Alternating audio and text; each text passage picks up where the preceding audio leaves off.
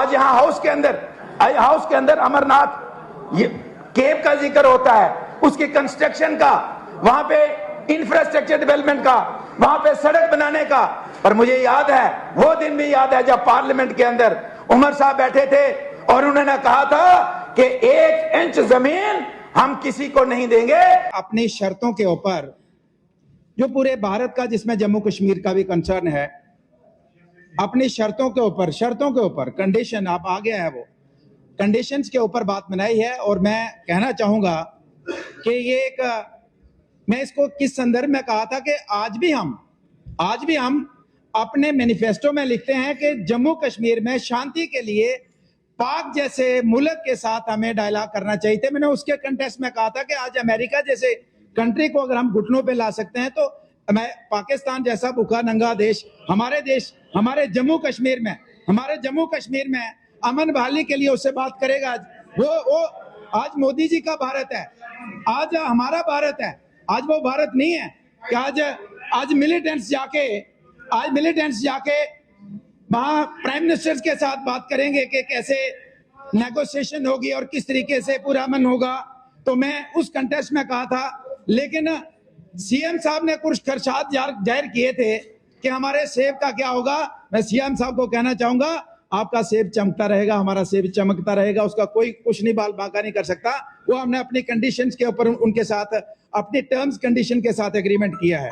इसी के साथ मैं जो लगातार 70-75 वर्षों से हमारे नेशनल कॉन्फ्रेंस और कांग्रेस का जम्मू कश्मीर में गवर्नमेंट बनी, सरकारें बनी, और जो हमारी वाटर ट्रीटी है, इंडस वाटर ट्रीटी, यहाँ बातें हुई, चर्चाएं हुई, भाषण हुए, लेकिन उसमें कुछ कर नहीं पाए आप। आज मैं मोदी जी का, केंद्र सरकार का धन्यवाद करना चाहता हूं कि उन्होंने सीधा और साफ शब्दों में कहा कि पानी और खून इकट्ठा नहीं बह सकते हैं। उन्होंने एक स्ट्रोक में उस ट्रीटी को खत्म करके आज सावला कोट जैसे प्रोजेक्ट जो हमारे थे, जहां से हम पावर जनरेट कर सकते थे, उन प्रोजेक्ट्स को मंजूरी देके आज हमारे जम्मू कश्मीर और देश की इकोनॉमी को एक बूस्ट दिया है। मैं मोदी जी का धन्यवाद करना चाहूंगा। आज उसी की वजह से आज चिनाब की कनेक्टिविटी, रावी, हमारे सतलुज, ब्यास जैसे हमारे जो रिवर्स हैं, उनके साथ कनेक्टिविटी करने के साथ साथ नॉर्थ इंडिया में जो हमारा इरिगेशन की एक डिमांड थी, इरिगेशन का हमारा सिस्टम जो है, इसमें बढ़ावा होना चाहिए। इसको जोड़ने का जो प्लान बनाया है, ये सिर्फ और सिर्फ इंडस वाटर ट्रीटी को जो एक स्ट्रोक में खत्म किया, इसके लिए हम एक बार फिर से धन्यवाद करना चाहेंगे।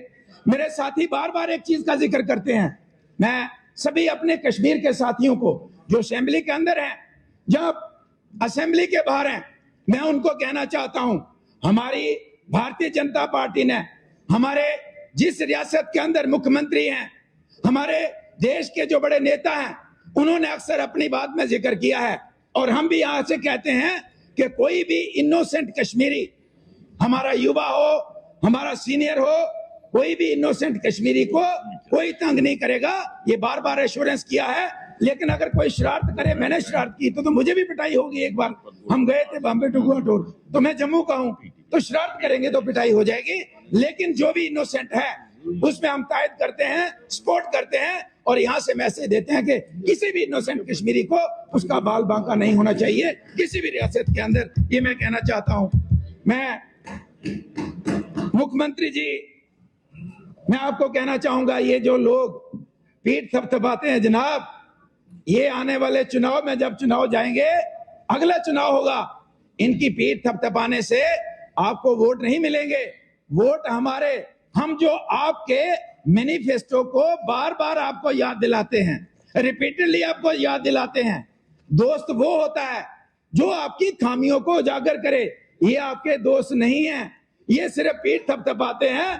हम आपके दोस्त हैं, हम आपकी खामियों को उजागर करते हैं ताकि आपने जो वादे किए हैं उन वादों को आप पूरा कर पाओ, और अगले चुनाव में वो लोग जो एक डेमोक्रेटिक सिस्टम के ऊपर से लोगों का विश्वास उठ जाता है, वो विश्वास की बहाली रहे। ये मैं कहना चाहता हूं।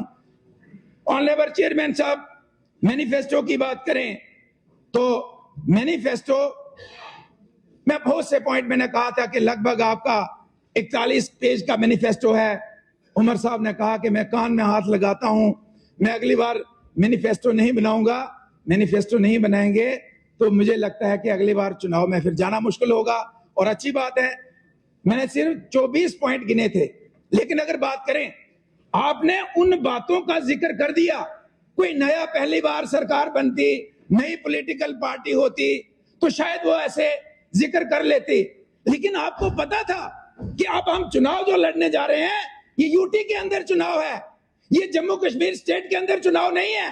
उसके बावजूद आपने जेलों में बंद लोगों को, आपने वो जो केंद्र सरकार के अधीन, बार बार मेरे साथी कहते 370, भैया ये चीजें इस हाउस में डिस्कस करने का मतलब है आप उन लोगों के साथ धोखा कर रहे हो जिन्होंने जिन मुद्दों को लेके आपको यहाँ पे भेजा है। वो चीजें डिस्कस नहीं हो सकती।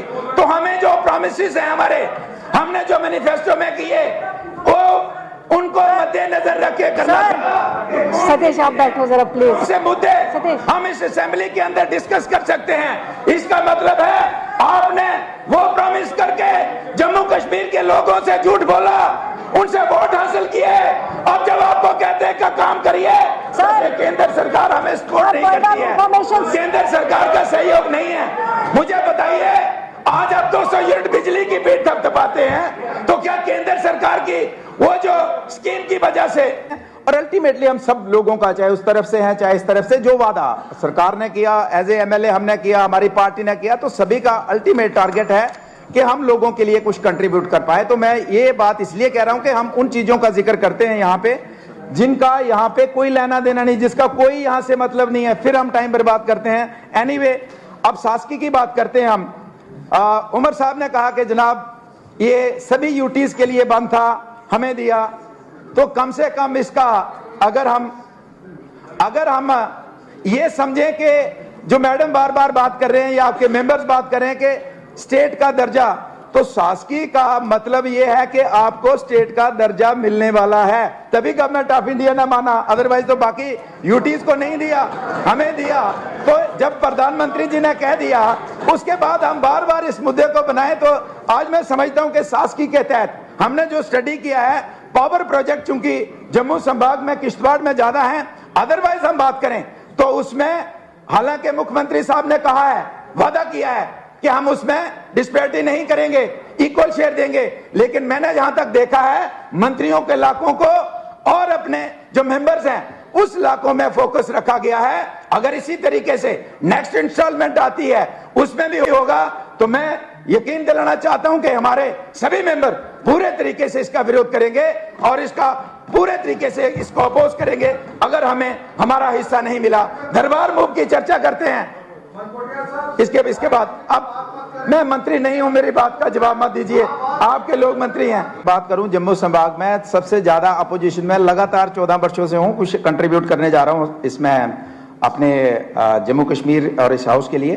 तो सर दरबार मूव की चर्चा हुई कि शाबाशी, पीठ थपथपाना, जुलूस निकालना, अगर ये हमारे समय में या एलजी साहब के समय में ये जो आपका डिजिटल जम्मू कश्मीर का आपकी लगभग 1166 के करीब जो है ऑनलाइन पब्लिक सर्विसेज जो है ऑनलाइन की गई हैं, अगर वो डिजिटल नहीं होता, इतना बड़ा बोझ 300 करोड़ का जो है एक तरफ आने का और 300 करोड़ दूसरी तरफ जाने का, ये आप सोच भी नहीं सकते थे। तो इसलिए मैं कहना चाहूंगा हमारे जो एलजी साहब के समय में जो जिस तरीके से इसको ऑनलाइन किया गया, डिजिटल किया गया, ऑनलाइन सर्विसेज की गई, तो आज हमें हमारे ट्रकों के ट्रक भर के कश्मीर में नहीं जाते हैं। और कश्मीर से और फिर होता क्या था दरबार मूव में, एक महीना जब स्टार्ट होता था तो फाइलें पैकिंग होना शुरू होती थी और फिर जब वापस आता था तो फिर पैकिंग होना, एक महीना आने में, एक जाने में और खुलने में लगभग 2 महीने साल के वैसे बर्बाद होते थे। तो आज अगर डिजिटल इंडिया का जो शुरुआत की है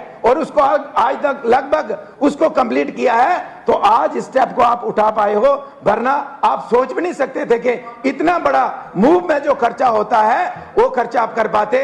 ये मैं कहना चाहूंगा, आपने इसका थपथपाई तो पीठ अपनी, लेकिन कंट्रीब्यूशन किसका है ये आपको सोचना चाहिए।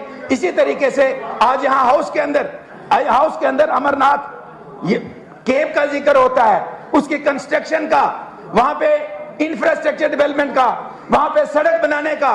पर मुझे याद है, वो दिन भी याद है जब पार्लियामेंट के अंदर उमर साहब बैठे थे और उन्होंने कहा था कि 1 इंच जमीन हम किसी को नहीं देंगे। वो जमीन किसी को नहीं देनी थी। मेरे कल्लू साहब बार बार कहते हैं आप एक धर्म के खिलाफ हैं। वहां पे बेशक एक धर्म के लोग जाते हैं वैष्णो अमरनाथ यात्रा में, लेकिन जो बिजनेस पॉइंट ऑफ व्यू से 99% बेनिफिट जो है वो मेरे कश्मीर के भाइयों को होता है। लेकिन आपको ये भी चीज पसंद नहीं थी जिसकी वजह से आपने स्टेट को अपने हाथों से गवाया है। इस तरीके की स्टेटमेंट्स देके आपने स्टेट को अपने हाथों से गवाया है। ये हमारा कसूर नहीं है, ये मैं आपको बताना चाहूंगा। सर, आपने यहाँ कुछ मेरे साथी कह रहे थे कि अब अपोजिशन के पास बोलने के लिए रहा ही कुछ नहीं है। उमर साहब ने सब कुछ कर दिया। मेरे भाइयों, आपने इस बुक को ध्यान से पढ़ा। मैं आंकड़ों में इसलिए नहीं जाना चाहूंगा कि दिव्यानी जी, हमारे सुनील जी, इन्होंने आंकड़ों के आधार पे बड़ा डिटेल में जानकारी दी है। आपने लगभग आपके जितने भी सेक्टर हैं, यहां तो उसमें कैपिटल कंपोनेंट कम किया इस साल में या रेवेन्यू कंपोनेंट कम किया है। अगर हम बात करें आपका डिपार्टमेंट रेवेन्यू, आपका इंपॉर्टेंट जो डिपार्टमेंट सोशल वेलफेयर है, आपका हायर एजुकेशन है, आपका खासकर एग्रीकल्चर है, आपका हॉर्टिकल्चर है, इंडस्ट्रीज है, इरिगेशन है, डीएचई है, जिसमें रेवेन्यू कंपोनेंट कम किया है। और बाकी यही ऑलमोस्ट सेम डिपार्टमेंट है जिसमें आपने कैपिटल को भी कम किया है। सीएम साहब कह रहे थे मेरा सेब का क्या होगा, मेरे यहाँ का जो एग्रीकल्चरिस्ट है उसका क्या होगा। मैं पूछना चाहता हूं, जिस तरीके से आपने रेवेन्यू का कैपिटल भी इसमें एग्रीकल्चर में कैपिटल को भी कम किया है और आपने रेवेन्यू को भी कम किया है। आप मुझे बताइए कि यहाँ के मेरे उस एग्रीकल्चर उस किसान भाई का क्या होगा। आपने तो कह दिया जनाब इतने सिलेंडर, आपने कह दिया कि 10 किलो राशन, लेकिन ये टोपी, यहाँ की टोपी वहां के सिर पे रखी है उन लोगों का। आज अपने रेवेन्यू, ओवरऑल रेवेन्यू कंपोनेंट को कम करके उन बेरोजगार लोगों के सपनों के ऊपर पानी फेर दिया जो उम्मीद कर रहे थे कि पोस्टें निकलेंगी, हम ओवरेज होने जा रहे हैं, सरकार ने वादा किया है, डेली वेजर इंतजार कर रहे हैं। आपने रेवेन्यू को कट ही कर दिया, रेवेन्यू कंपोनेंट ओवरऑल कम कर दिया, तो कैसे नई पोस्ट क्रिएट करेंगे, कैसे आप उनको रेगुलराइज करेंगे डेली वेजर्स को। तो इसलिए मैं कहना चाहूंगा ये यहाँ की टोपी वहां, लेकिन अल्टीमेटली सरकार ने हमारे उस हॉर्टिकल्चर, उस एग्रीकल्चर, उस एनिमल हस्बेंड्री, इस सेक्टर को एक जबरदस्त नुकसान पहुंचने जा रहा है। जो आपका ये बजट है उसमें आपने कुछ नहीं रखा उनके लिए और उल्टा बजट कम किया है। इसी तरीके से मैं बात करूंगा आपका डेली वेजेस का, मैंने इनका जिक्र किया है। इसी तरीके से लोग इंतजार में हैं कि हमारा, जैसे पहले उसका एमजी नरेगा था, अब नाम पार्लियामेंट के अंदर बीबीजी राम जी है, लेकिन लोगों की लाइबिलिटी है। वो लाइबिलिटी कोई सैलरी की नहीं है, रेवेन्यू कंपोनेंट नहीं है, वो उनकी लाइबिलिटी जो काम अभी भी एग्जिस्ट करते हैं। तो एटलीस्ट इसको टेकअप करना पड़ेगा। और काम किसके, कोई बड़ा कंट्रैक्टर तो है नहीं, छोटे ठेकेदार हैं, उसको किस तरीके से कंपनसेट करेंगे आपको देखना होगा।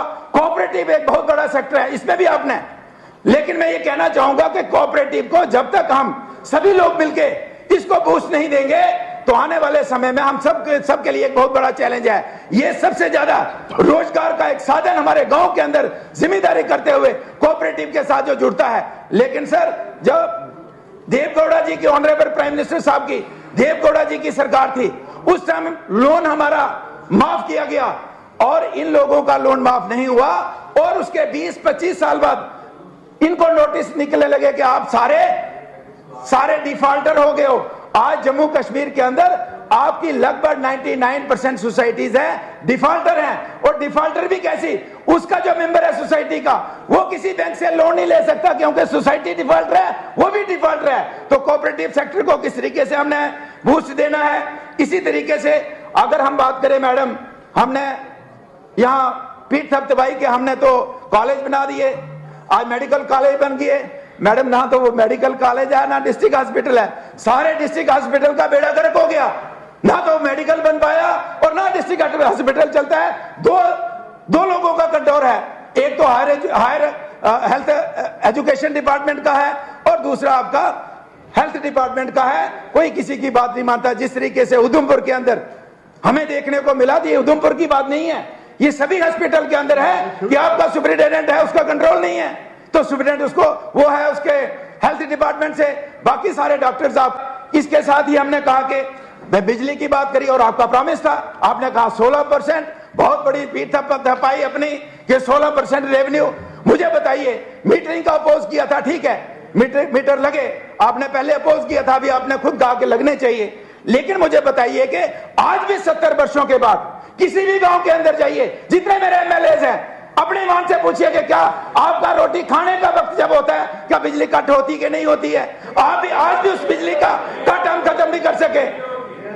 मैं आपके इलाके में जाऊंगा, मैं आपके लोगों को पूछूंगा कि बिजली, और खासकर गांव के अंदर। सर, शहर में जो होता है, शहर में भी बराबर रहनी चाहिए, और आपने वादा किया कि यहाँ पे 100% मीटरिंग होगी, नो कट, लेकिन आप उन टाउन्स के अंदर, जम्मू टाउन की बात करिए, उधमपुर की बात करिए, कठुआ की बात करिए, कश्मीर के किसी टाउन की, यहाँ पे आपने 100% मीटरिंग की, उसके बाद भी आपके कट बरकरार हैं। इसी तरीके से पिछला जो आपका था बजट, उसमें और इसमें फर्क मुझे ये देखने को मिला, पिछला 31 पेज का था, इस बार 41 पेज का है, और उसका प्रिंट का पेपर भी बढ़िया है। बहुत सी चीजें मिसिंग, मैं उस पर जाना नहीं चाहता हूँ। एयर कनेक्टिविटी का जिक्र था पिछली बार, इस बार नहीं है। आंगनवाड़ी आशा वर्कर का आपने वादा किया था अपने में, तो कम से कम स्टेट के शेयर से उनका जो बनता है ऑनरेरियम, उसको बढ़ाना चाहिए हमें।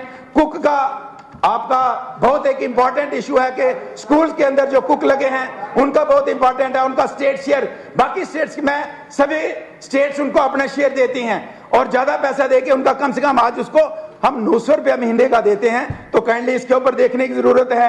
पिछली बार आपने अपने इसमें कहा था कि हम टूरिज्म को इंडस्ट्री बनाएंगे, मैंने पिछली बार भी कहा था, इंडस्ट्री को तो आपने तहस नहस कर दिया। आपने जो स्टेटमेंट दी, जो इंडस्ट्री वाला यहां आना चाहता था वो टिंडपुड़ी उठा के भाग गया, आपने तो उसका दबा किया। वैसे मैं इन जनरल बात करना चाहता हूं, जितना 70 वर्षों में हमने इंडस्ट्री को फोकस किया है, अगर उतना पैसा, उतना फोकस टूरिज्म इंडस्ट्री को करते, तो आज जम्मू कश्मीर हिंदुस्तान की नहीं, मैं कहना चाहता हूं दुनिया के सबसे रिच स्टेट होती। आज भी पिछले बजट में था टूरिज्म इंडस्ट्री का, इस बार जिक्र नहीं है। केसीसी लोन का आपने वादा किया मैनिफेस्टो में, इनको माफ करेंगे, कोई जिक्र नहीं है। लास्ट में मैं कहना चाहूंगा, विधानसभा की बात तो नहीं करूंगा, लेकिन मानतनाई एक इंटरनेशनल योगा सेंटर है, 100 करोड़ के ऊपर केंद्र सरकार ने उसके ऊपर खर्चा है, लेकिन आज उसको आउटसोर्स करने के लिए आपके लगभग 1.5 साल हुए हैं। मैं आपके जितने भी अधिकारी हैं, जो आपकी कमेटी बनी है आउटसोर्स कमेटी, उसके जो चेयरमैन हैं, उसके जो मेंबर्स हैं, उनको हमने बार बार कहा कि कम से कम आउटसोर्स तो करिए। बिल्डिंग बनी है ताकि वहां पे टूरिज्म का फ्लो हो, उस एरिया का लोगों की इकॉनमी बढ़े। आप एक छोटा सा काम, एक जो प्रोजेक्ट है जिसको आउटसोर्स करना है, वहां नहीं कर सकते, तो आप क्या लोगों को, जम्मू कश्मीर के लोगों को, क्या लोगों को आप यहाँ जो जिस तरीके से आपने वादे किए हैं किस तरीके से पूरा करेंगे? तो ऑनरेबल चेयरमैन साहब, मैं एक बार फिर से आपका धन्यवाद करना चाहूंगा कि आपने मुझे समय दिया। Thank you very much. Jammu HEVs private limited अब लेकर आए हैं सुकेम लिथियम बैटरी इन्वर्टर्स की नई रेंज, जिसमें स्मॉल साइज में आपको मिलेगी ई रिक्शा की सिंगल बैटरी, 1250 वॉट का इन्वर्टर, 2500 वॉट के इन्वर्टर्स, 5 किलोवाट के इन्वर्टर्स, जिस पर आप चला सकेंगे 1.5 टन के 3 एसी, जबकि 11 किलोवाट के इन्वर्टर्स पर आप चला पाएंगे एक साथ 6 एसी। सुकेम आपको 100 किलोवाट तक लिथियम इन्वर्टर्स उपलब्ध करवाएगा। इसके साथ ही सोलर सिस्टम में भी सुकेम लेकर आया है 3 किलोवाट से लेकर 100 किलोवाट की लिथियम हाइब्रिड इन्वर्टर्स। तो देर किस बात की, आज ही आएँ। हमारा पता है Jammu HEVs private limited, plot number 37, yard number 6, transport Nagar Jammu. Mobile number 9070770000, 9906068883। Jammu Kashmir की खबरों के लिए जुड़े रहिए JK अपडेट के साथ।